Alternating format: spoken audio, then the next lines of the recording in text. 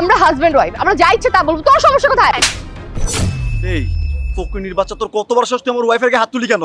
এটা যদি তোর ওয়াইফ হয় তাহলে আমি কে? তুমি এখানে কি করতেছ আঞ্জুমান?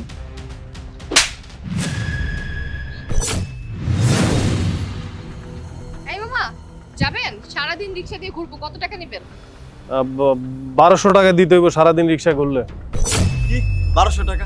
এই মামা, তুই রিক্সা জমা কত দাও প্রতিদিন? ভাই রিক্সা জমা দিতে হয় 120 টাকা, আর আপনার ইনকাম হয় 600 টাকার মতো। তুমি 120 টাকা যদি জমা দাও, তুমি আমার কাছে 1200 টাকা কেমনে চলে দাও? এই মামা এত কথা কইেন না তো, আপনি করলে অনেক ঘুরতে হইব, কোনো জায়গায় রেস্ট পাবো না, গেলে যান নাইলে আমি গেলাম। আচ্ছা বাদ দাও তো, ভিখারিকে মনে করে দিয়ে দিও 1200 টাকা, সমস্যা কি? চলো আমরা ঘুরি। ও আচ্ছা, টাকা তো তোমার অনেক বেশি হয়ে গেছে, টাকা তো তুমিই দিবে, আর কি করো, চলো।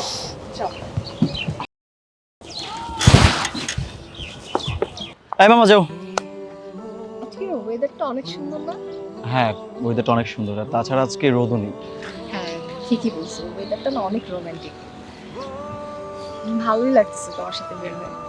আমারও ভালো লাগতেছে, কিন্তু জানো বাবু, আমার একটু প্রবলেম হয়েছে, আমার কিছু টাকা লাগবে।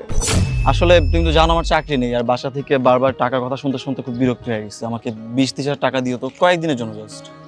20-30 হাজার? এটা তো কোনো ব্যাপার না, আমি এটা তোমাকে দিয়ে দেবো। আমি জানি তোমার কাছে এটা কোনো ব্যাপার না।